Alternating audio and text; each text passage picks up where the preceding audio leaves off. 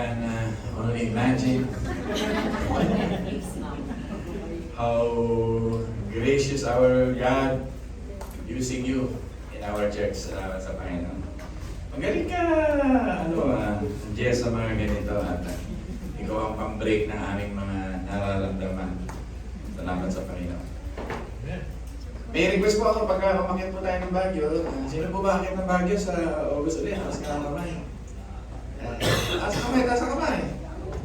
Sino yung benta? Taas ang kamay.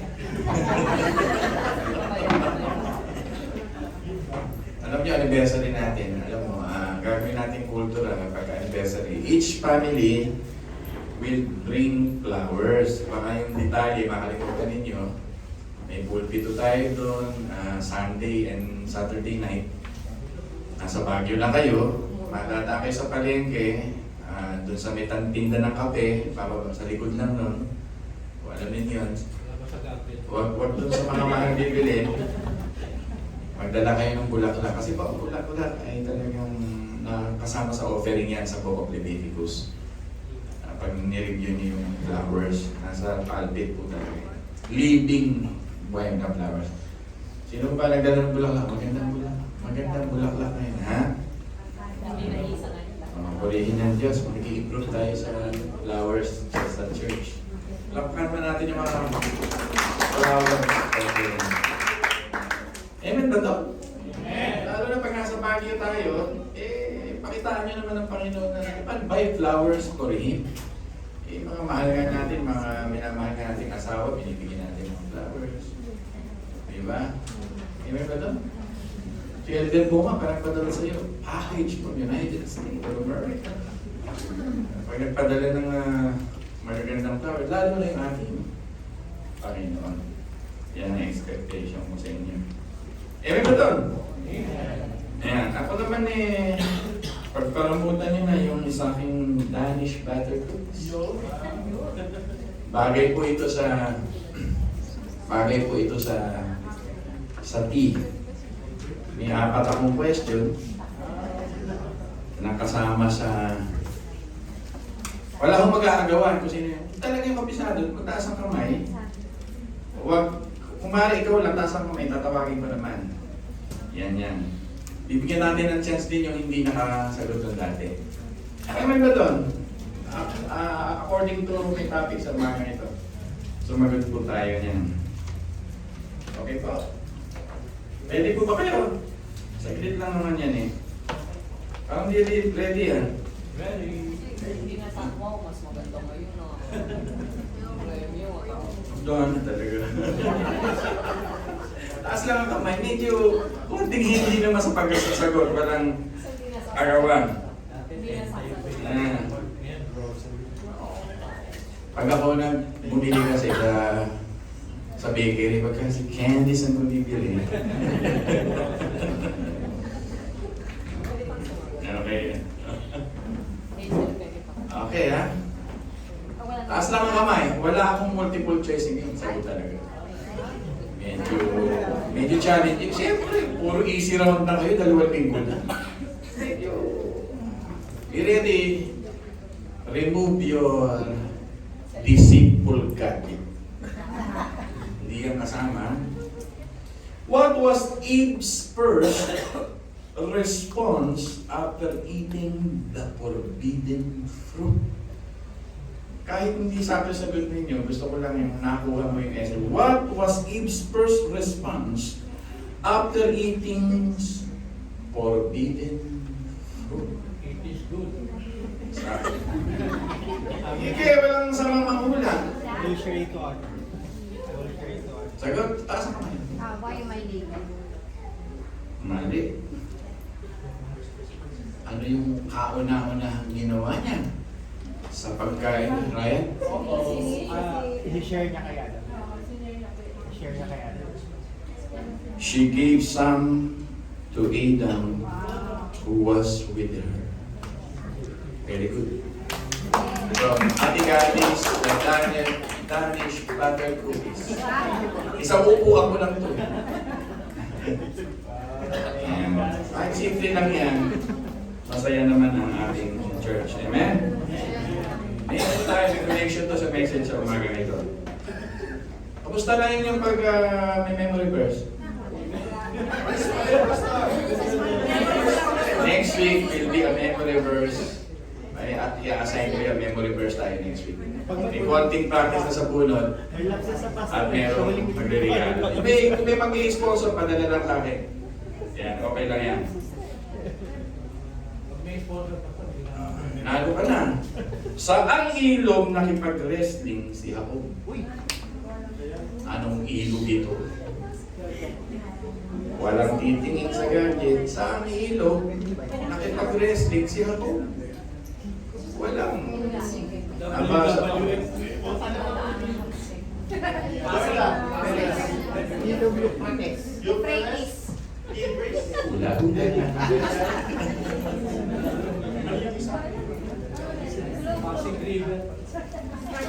J ang simula. Patingin ka. Wala. Birthday lady, you are... Wala kang gadget, ha? Bible pastor. Reader to lang. Sige. Oh no. For the first time, you committed a terrible mistake.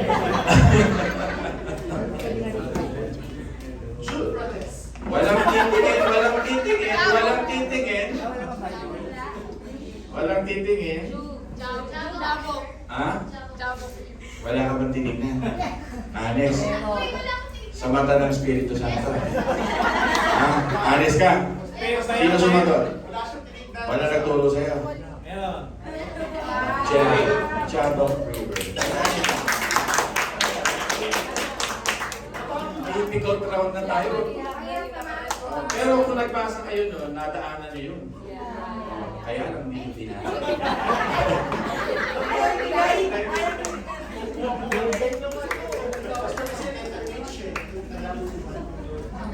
Dalawa na lang, bago tayo magtuloy sa ating, ito yung mga paksa natin.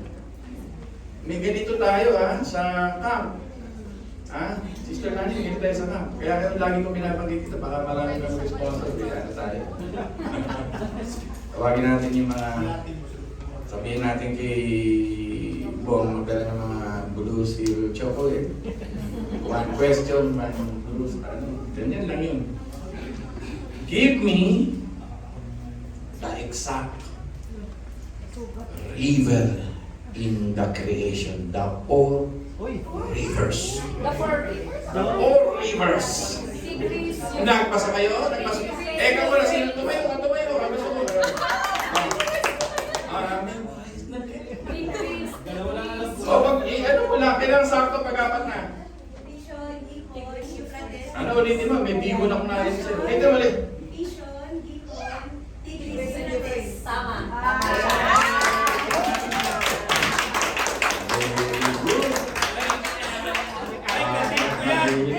Estudyante ko yan. Para sa ayan sa dyan.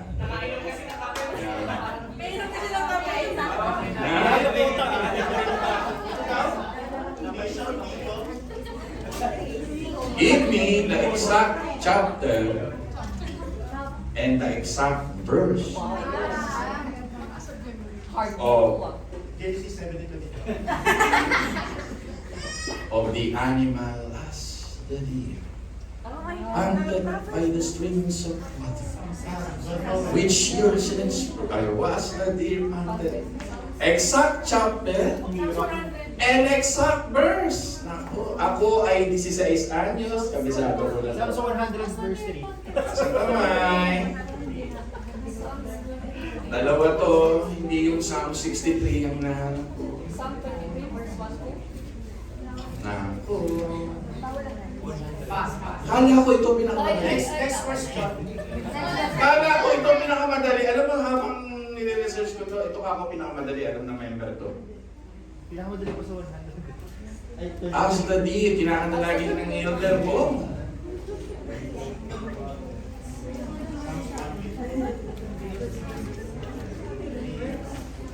Hindi, wala mo na. Next question. Psalm chapter 42 verse 1. Ayun.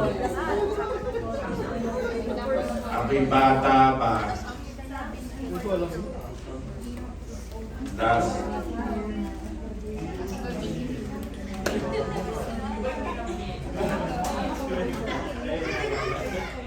Tahimik. Last question. According to our paksa. Sabi mo, Genesis lang hanggang Inote lang yun. Simple lang yun. Nasa river yun eh. Nasa Euphrates, ano yung Tigris.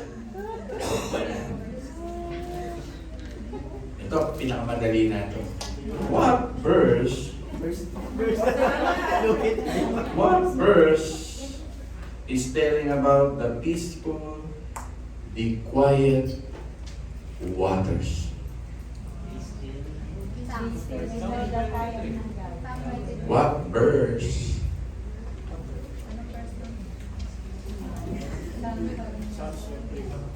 What verse? Naya? 23:3. Verse lang. 3. What verse and chapter? Quiet, still, peaceful water. What verse? Psalm 23 verse? Meron ka ni.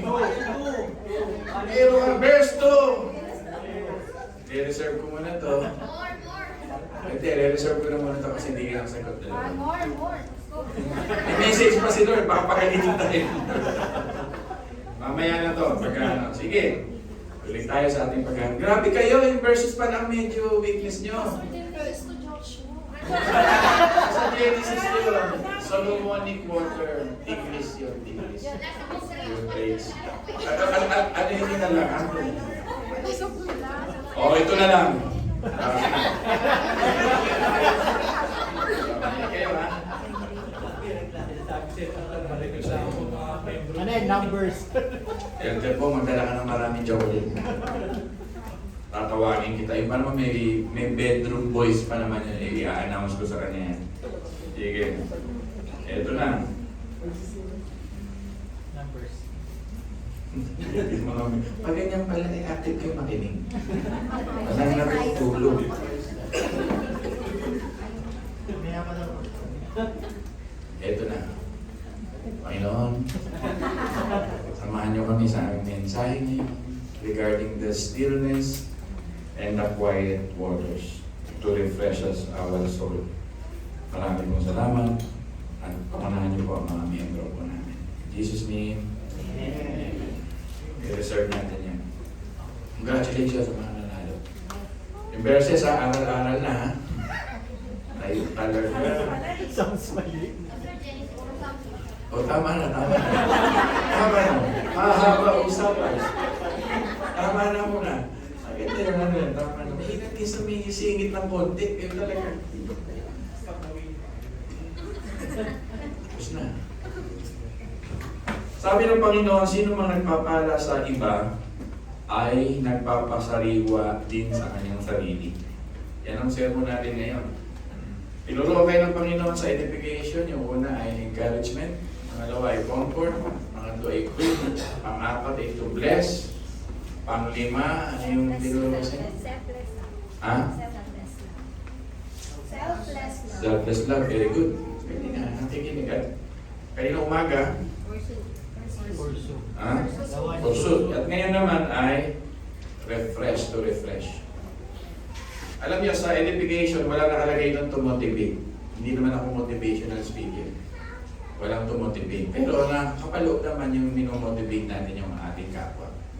Ang nakapaloob doon ay talagang verb, action, hindi lang minomotivate mo, kundi nililid mo sila na magkaroon ng refreshment.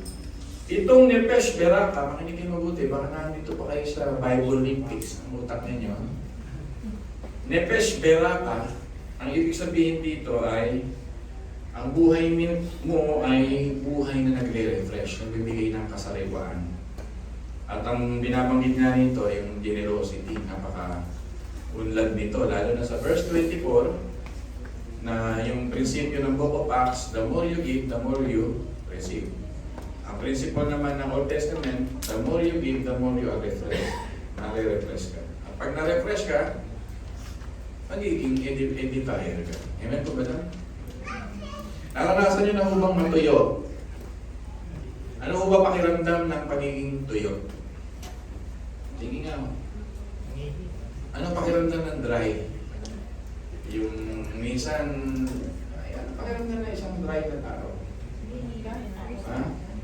Nangihina, walang freshness, feeling dry. Di ba may feeling annoy? Yung feeling dry parang walang motivation, walang fresh new beginning, hindi ka makapag-start. Di ba? This is the beauty of Iyala. Si Iyala kasi, ang sabi niya, pagka ikaw ay lumago, hindi hinto. Pag hindi ka lumalago, you will die. Pag hindi ka nare-refresh sa Bible, sinasabi, you will die. If you're not growing, one day you will die. One day kakainin ka na ng sanlibutan. Ito yung binabanggit sa Bible na ang mga bungang napakinggan mo, kakainin lang ng batuhan, dawagan, sa tabi ng daan. Hindi ka lalago, one day you will die. One day, wala ka na sa Panginoon. One day, ignorin mo na ang Panginoon. Kaya importante, lumalago tayo. Kailangan mo freshness. Amen ba Dan? Amen. Kailangan mo maging fresh. May new beginning. Ito yung Nefesh Beraka. It is a commandment of God for us to be refreshed. Napaganda ng ilustrasyon na binasa sa atin ni kapatid na Ryan. Nakalimutan niya lang, sarili niyang binasa, nakalimutan niya yung verse 2. Kabisado nga ito ni Kuya Nesty. The Lord is my shepherd, I shall not be want. He make me lay down in green pastures. Beside the still and quiet waters, He restored my soul. Diba? Blah, blah, blah, blah. Sana meron tayong mga ganyan. Nefesh Beraka. You gave flourishment to others. Ano ba yung flourish? Ano sa Tagalog yung flourish? Bloom. Required po sa ating mga mananampalataya na hindi lang ilaw. Tayo ay parang kahit tulad natin Panginoon sa Kristo na we give freshness to other people. Diba? Napakaganda nitong Nefesh Beraka. It means nagpapataba ka. Nagpapataba. Lalim ng ko, nagpapataba. Nakakita na ba kayo ng taong mataba? Christian. Yung po kasi yung original translation nito yung fats. Ibig sabihin ng fat of the lamb, yung fat of an animal, nakakapagbigay ng offering sa Diyos. Di ba, give your fat to the Lord. Di ba, may nabasa niyo sa Leviticus. Gusto ng Panginoon yung taba pag inaalay sa Kanya. Yan din ganun. Ito may illustration na sa ating buhay, kailangan fat tayo. Hindi sabihin mataba rito na obese. Hindi yun. Ang ibig sabihin na mataba rito, pag-refresh ang isang tao, mataba. Psalm chapter 1, blessed is the man who does not go in the counsel of the wicked, nor stand in the way of sin, but sit in the seats of Michael. But his delight is in the law of the Lord. He meditates on it day and night. And he will like be a tree planted in the streams of water, mataba. Pag mataba, which yield in its fruit in the season, whatever he does, he prosper. Diba? Not so like the wicked. They are like the chaff of the grain that the wind will blow. And then, in the end of the judgment day, they will stand before the Lord. Yun ang laman ng Psalm chapter 1. Ang sinasabi nandito ng Psalm chapter 1 na may larawan natin, dapat nagpo-flourish tayo. Green and green, mataba ng bubunga. Pupuntahan ka ng ibon, pupuntahan ka ng mga tao. Masarap pumunta sa isang lugar na puno-puno ng flourishing and delightful lashes of greens. Yan, paborito ng aking asawa yan. Yan. Ito po ang ibig sabihin ng pagpapataba ng Diyos. Kaya pag tayo po ay ganito sa ating kapwa, pinapataba natin sila, we are deeply blessed by God also. Mga kapatid, ang buhay po, kaya ka naging born again ay para hindi maging Dead Sea. Ano ba yung Dead Sea? Pastor, ang Dead Sea walang nabubuhay. May nabubuhay mo ba sa Dead Sea? Maglagay ka ng bangus doon, 30 seconds, patay ka agad. Bakit? Sapagkat siya ay hindi nag-channel. Hindi katulad ng Jordan River at Galilee, punong-puno sila ng tilapia. Fisher's fish, pagka ni Jesus Christ, tilapia lang yun. Pag mabalak sa inyo ng mga taga-Saudi, pero tilapia lang yun. Peter's fish ang tawag sa punong-puno ng buhay. Flourishing. Pero sa Dead Sea, puro mineral yan, tuyo-tuyo, hindi walang puno sa paligid niya. Kasi ang Dead Sea ay tanggap lang ng tanggap. Kaya kung kayo, buhay ng Kristiyano ay tanggap lang ng tanggap sa buhay at walang nagcha-channel sa inyo palabas, hindi ka nagdi-disciple, hindi ka nagtuturo, hindi ka nagpapalakas ng kapatid, at tanggap ka na ng tagat, may isasalarawan tayo sa Dead Sea. Kami po ni Candice ay taga-bukid. Napakalaga sa amin ang tubig. Sa San Ildefonso, once a year lang ang pagtatanim ng palay kasi bundok. Bundok yung sa kanila. Hindi naman yung bundok na bundok sa pakapanan ng bundok. Walang irrigation sa amin. So pag umulan, nagpupuri ang mga tao sa Diyos. Kasi yun lang magiging harvest yung ulan na yun. Kaya pagka nagkaroon ng El Nino, walang isasahin sila Candice, kundi hihingi nun sa kapatid na mayroong anihan sa mababang lugar. Doon na lang kami dito. May mga time kami nung araw na gano'n. Pero pag tagulan, masagana sila, hindi na namin binibili bigas noong araw. So, this water, streams of water, is a life in dryness. It's a life reflecting harvest. It's a life reflecting joy to the farmers. Yan tayo mga Kristiyano. Amen po ba doon? Pag nakita ka ng iyong kapwa, na-refresh din yung kapwa. Pero pag tuyo ka, pag lumikit siya yung kapwa mo,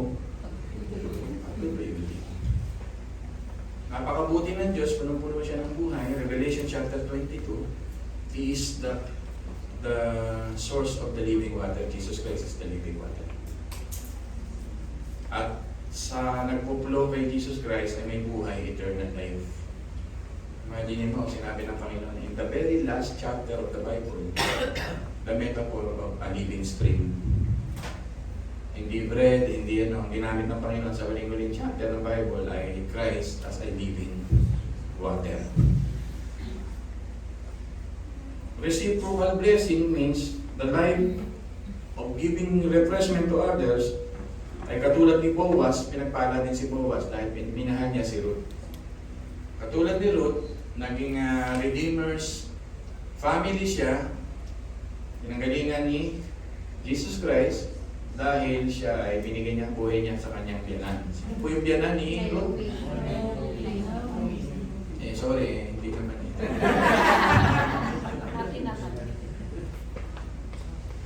Amen po ba doon? Yun ang introductory. Kaya maging goal mo, mag-refresh ka ng other. Kahit simple way lang, bawat linggo, maisip mo yung kapatid mo. Ako ngayon, tinitingnan mo na yung mga damit ko, ulit, tinitingnan ko sino kaya i-refresh ko. Siyempre kaya hindi ko ibibigyan kung ano naman, kung luma-luma naman. Yung maganda, maghahanap ako ng recipient, gano'n. Napakasarap kasi ng pakiramdam. Amen po ba? Masarap ang pakiramdam. Sabi ko nga kay Candice, ibabang mo yung bintana mo. Dahil may madadaanan ng pulubi habang tayo ay bumabiyain nga. Yung almusal namin kanina, nakakagaan kasi ng pakiramdam niya. Isipin mo yung ikaw yung hindi namamalimos, sila yung namamalimos. Pag binigyan mo sila ng pagkain, nare-refresh ka rin naman. Tama ba ang nagbibigay, nare-refresh? Ano ba yung pinakamasaya sa isang tao? Di ba? Ang pinakamasaya sa isang tao pagka yung nakabili ka o nagbigay ka. Eh, tanong ko sa inyo, i-prove nyo, ano yung masaya? Iba eh, di ba iba yung nakapagbigay eh. Tama po ba? Parang mahina. Totoo po. Wala nga kami lunch mamaya, bahala siguro. Ano lang po, bigay mo.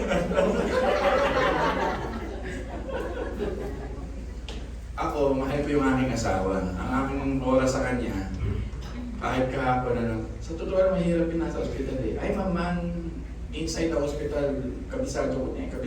Hindi nga niya kabisado yung Chinese siya kaliwa.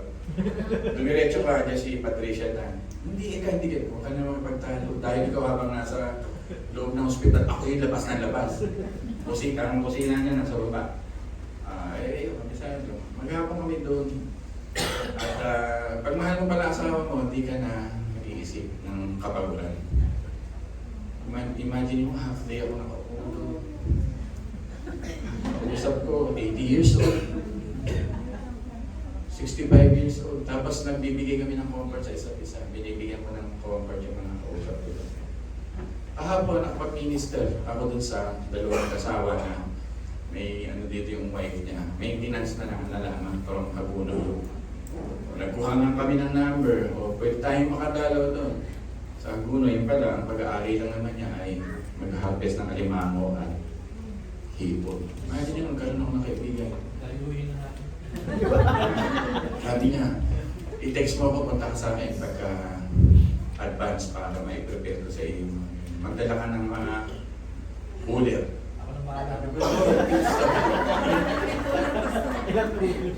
Ganun lang ang usapan. Nirefresh ko lang siya kasi yung wife niya kailangan ng treatment. Kaya habang naghihintay siya sa wife, inakausap ko siya, buhay-buhay, blah blah blah. Kasi kanya siya nasa clinic. To the point na he is willing to give his farm ng isda for us to visit. No? For me to visit. Sana dumating yung panahon. Yun po ang ibig ko sabihin pag nagmamahal ka sa iyong kapwa. Amen po. Amen. Salamat sa grupo ko sa badminton. Gusto kong magbayad. Ayaw nila akong magbayad. Siguro kaya hininto na nila paglalaro na. Kasi siguro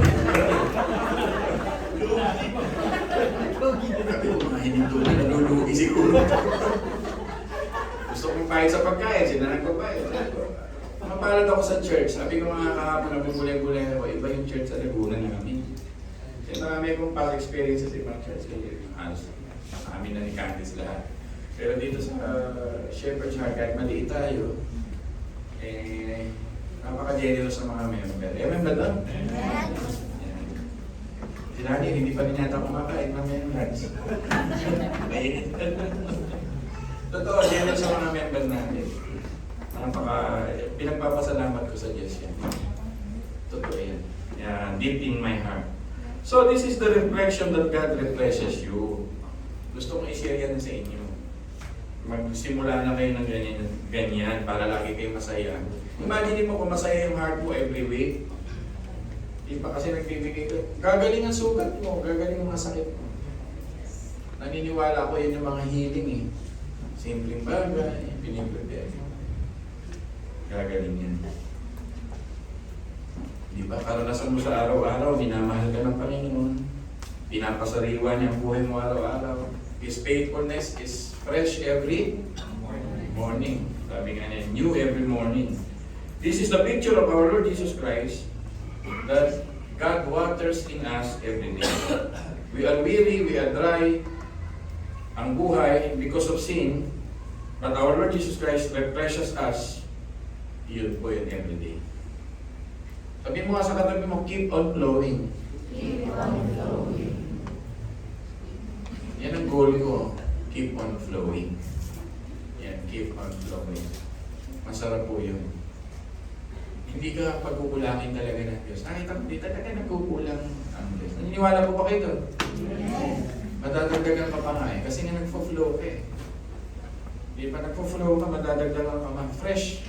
Ang isang stream, pagka na may nagpo-flow, ako, nung pumunta sa Laguna, hindi ko pa kinasasama dito sa Paete. Susunod na bayan ng Paete, ano nga ba tawag dito?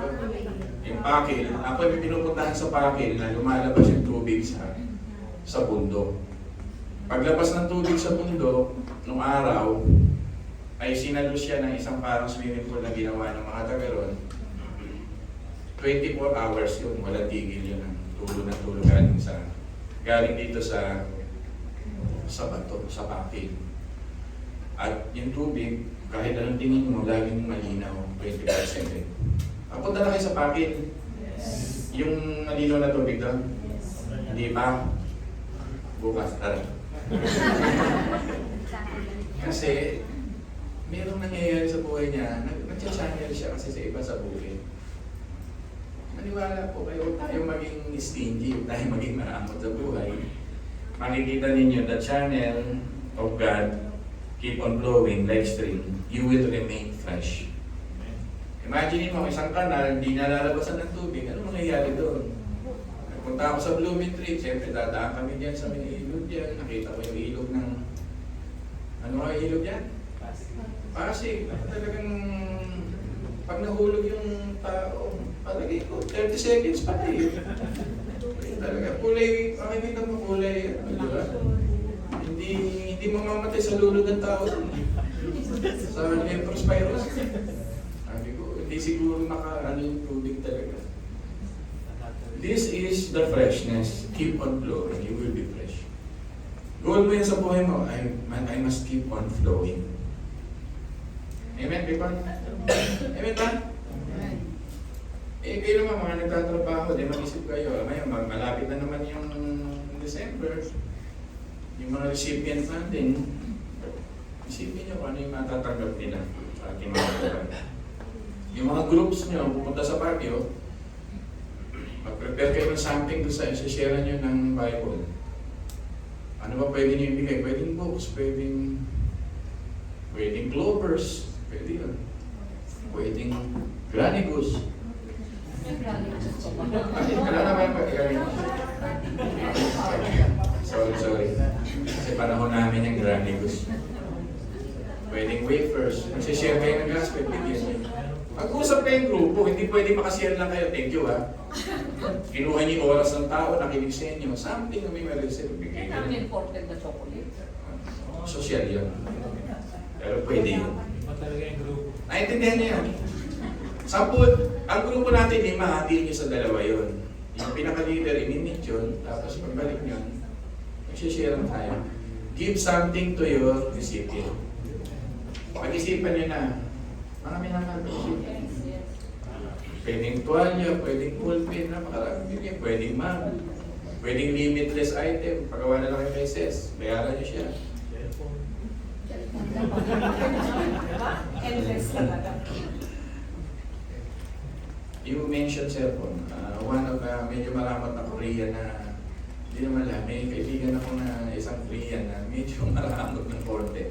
Nabulukan siya siguro 2 cellphone. Ano tawag ba? Yung cellphone na hindi nagamit for 7 years. Pinasira yung battery. From Korea, pamimigay sana sa mga pastor. Hindi nakuha ng mga pastor. Kasi iniisip niya, ayun yung sinasabi ko, tinapon lang ang cellphone. Nagigit 2 po. At nag-iinaya kami, high-end na klase ng Samsung.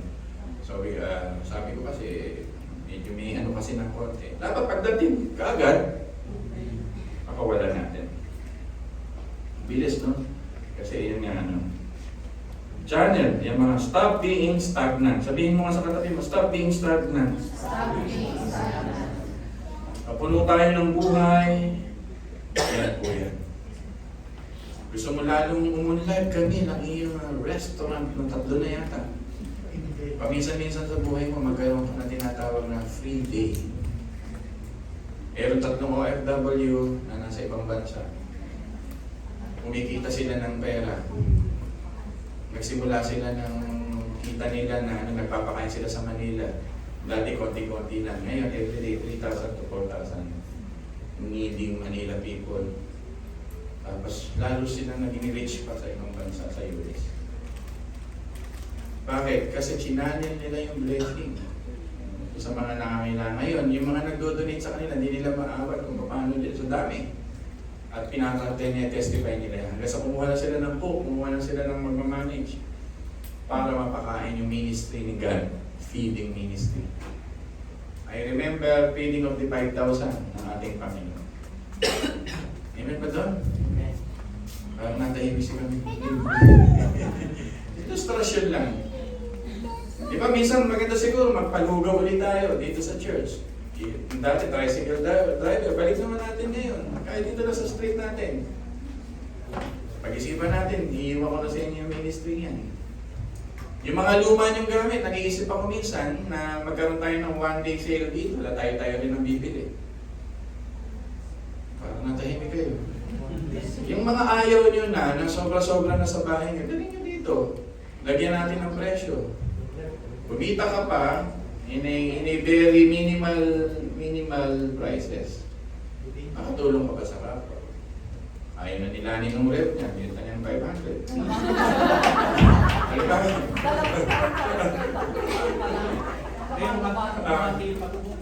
Maniwala ako sa iyo. Luluwag ang bahay niyo, sasaya mga miyembro. Tayo! Maghihintay ako ng microwave pala.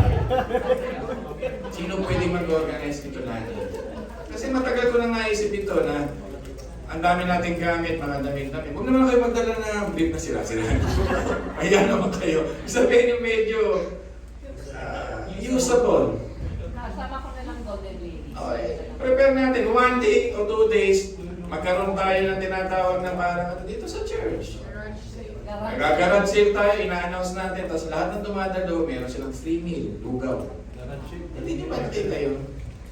Hindi tayo lang nabubuhay sa isa't isa, nagsisilawan tayo. Nagkukuskusan tayo ng asin, masakit yun. Why not share it to other people in our community? Kilala Shepherd Shark, nagpapakain ng tricycle driver. Kailan pa yun? Dito pa. Tagal na nun. Ako po, napakatagal na. Hindi na natin ginawa sa ating kapwa. Kahit pa kumain lang sila, mapunta lang sila dito, tuwa-tuwa sila sa pagkain. Ang mahalaga, tinulungan natin sila. Ako, ang goal ko, gusto ko sana lahat ng kasambahay. Yun ang goal ko ngayon, lahat ng kasambahay sa buong pasinta na pwedeng bumalik. Papaalam natin sila. Ano pwede natin ibigay sa kanila? Kasi napapagod din sila, hindi naman natin sila pwedeng bigyan ng ano. Nangayon pa kayo doon? Nangayon pa kayo, napakaraming recipient. Lahat na security guard. Kaso tatatlo na security guard, nandiyan. Medyo konti. Huwag na yung basketball player, wala nung naldi. Lubusin ng pagkain, malala siya. Mag-isip kayo. Sino pwedeng mag-isip nito, magbigay kayo ng idea? Then let's proceed. Nakakalungkot ang isang church na walang nagfo-flow sa kanya. We will die pagka hindi tayo nagpo-flow to our community. Pag tayo lang, we will become limited. Listen to me, magiging limited lang ang ating scope ng paglilingkod. Idagdag natin sa ministry natin yan. Amen ba doon? Huwag na natin silang yung parang tinatrap na nasa loob. Punta mo lang, may tracts, may Bible, ayos na yan.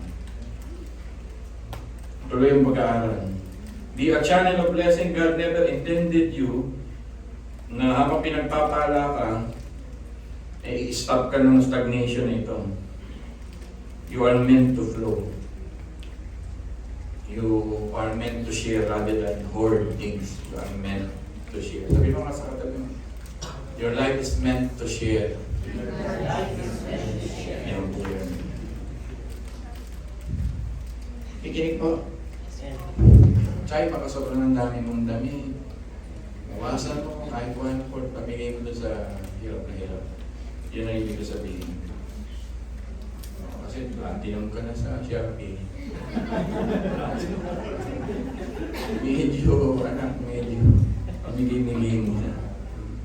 Hindi mo matadala yan, anak, sa trabaho mo kasi naka-uniform kayo. Tama mo hindi? Hindi niya matadala sa trabaho niya.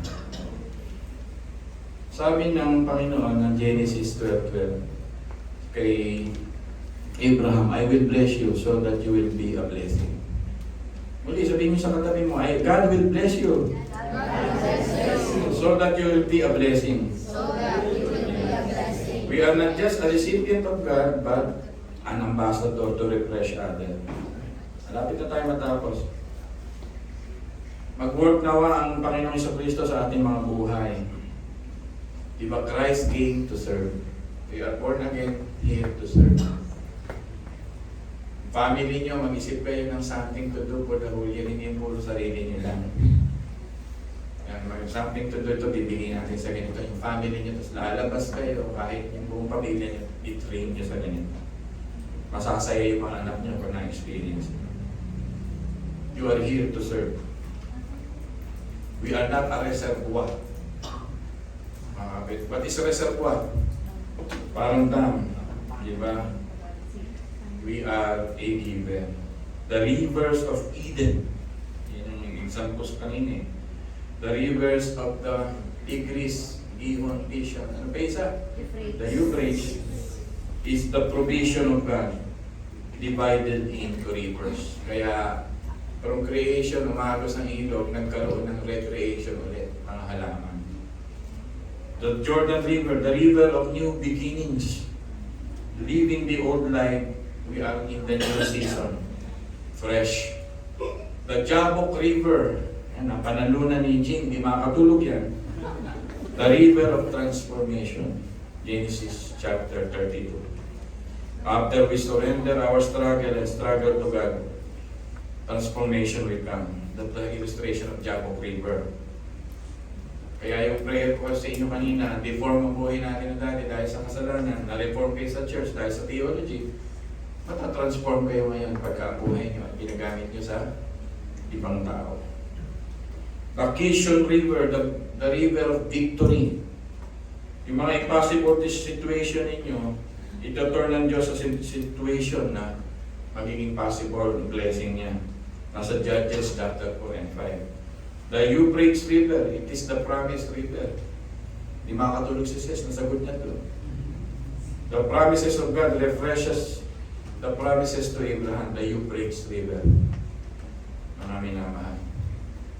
Ano yung ilog na nawawala na hindi na nakikita ngayon? Doon sa apat. Ano yung ilog na nawawala? Na hindi makita ng scientific geographical hinahanap. Ano yung river sa Eden? Another thing for you to discover. Si Candice talaga nag-aano na, mag-aaral na ako. Mag-aaral na ako, hindi ako makasagot. The Tigris River is the sovereignty of the kingdom of God. It is the reflection that the kingdom of God will stand forever. And the most beautiful of all is the river of life. Amen? Revelation chapter 22, Christ, the source of everlasting life. And the illustration of freshness is our Lord Jesus Christ. In our conclusion, mga minamahal, receiving without giving, a life never sharing, malalagay po tayo sa tinatawag na danger and stagnation. John 7:38, whoever believes in me, from his innermost being will flow rivers of living water. Amen ba doon, mga minamahal? You will be diminished. You will become a diminishing river like the Dead Sea kung ikaw ay walang outlet. Isip ka na ng outlet ngayon. Sino ba outlet ko ngayon? Sino ba recipient ko ngayon? Every week, lagi kang may ganyan. Yung Christmas lang kasi tayo may monito. Ano tawag yan? Ano tawag yan? Monito, monita? Gawin kaya natin sa church minsan na buong 2026, buong linggo. May something tayo sa kapatid. May ba doon? Hindi kayo agree. Ano ako lang nagsasalita? Sarap yan tayo may binibili ka ng konti-konting abugot tapos may pagbibigyan. Ako, bumibili-bili ko ng kape. Kahit mumurahin yung kape ko, Biko, Nestle, mga minsan yung mahal pa nga pa yun, yung great taste, mga bla bla bla. Gupit-gupitin ko yan. Hindi ko na sasabihin kay Candice pag may sweldo ako, nanggaling din yun sa inyo. May tax sa guard, may 5 kape ka sa akin. O may 3 kape ka. Pag medyo close na sa akin yung guard, may Spanish bread ka, may kape. Oh! Kaya pag ako nakita dyan sa Robinson, no check-up, sir. Anywhere, pwede akong maupo doon. Kasi nga, binigyan mo sila. Pero hindi ko sinasamantala yun. John 4:13-14, every human heart, every thirsty heart, every dry heart, every needy heart, cries can quench our thirst, like the Samaritan woman. Amen? Mga minamahal, muli, dito ako mag-i-examine mo sa katabi mo, be a blessing. Yan. Or, yung lahat ng mga kids, tayo nga kayo lahat ng mga kids. May tanong ko, baka may manalo sa inyo. Sa kids. Ulit, kids ka. Kids. Taas lang ang kamay sa inyo, may tatanong ako sa inyo. Kung nakikinig kayo kanina, kids. Sa binanggit ko kanina, mga kids ko nakikinig kayo, ito na. Kids. Ayan. Wala nang bigla tuloy yung copy ko.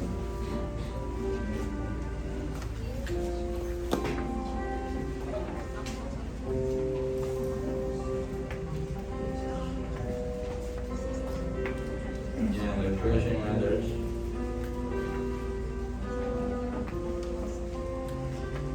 Tanda na talaga ako. Anong ilog yung binanggit ko sa inyo kanina na may victory na river?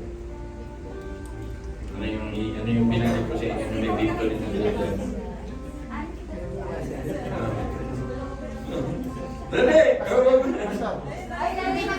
Sino ba? Tigris. Hinahanap ko yung kopya ko na wala eh. Iinis naman ako. Tanda na talaga. Yung sovereignty ng Diyos. Titingnan natin, Nani. Yung sovereignty ng Diyos. SH, Daily with God. Tingnan mo, parang ano ba, nawawala yung kopya ko.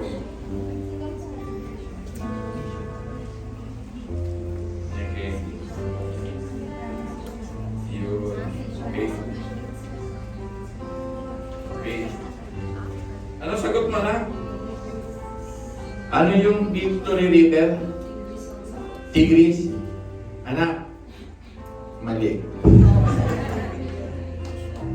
Uulitin ko, ano naman yung nagbigay ng river na may sovereignty of God? Sige, kababanggit lang kanina. River na may sovereignty of God. Yun na. Siya, si Colin. Colin. Yes. Baga rin sumagot, sinulit. Iwan ka lang. Sinagot ko na kanina. Hindi mo sininisan, ano? Ito ko parang gumagano sa Kasi sinabi ko na kanina eh. Grabe, ikaw talaga nakakadami ka na sa akin, Pauline, ha? Sige po, tayo lahat ay umawit sa Panginoon. Tawagin natin si Sister Hazel. Kung ka maawit.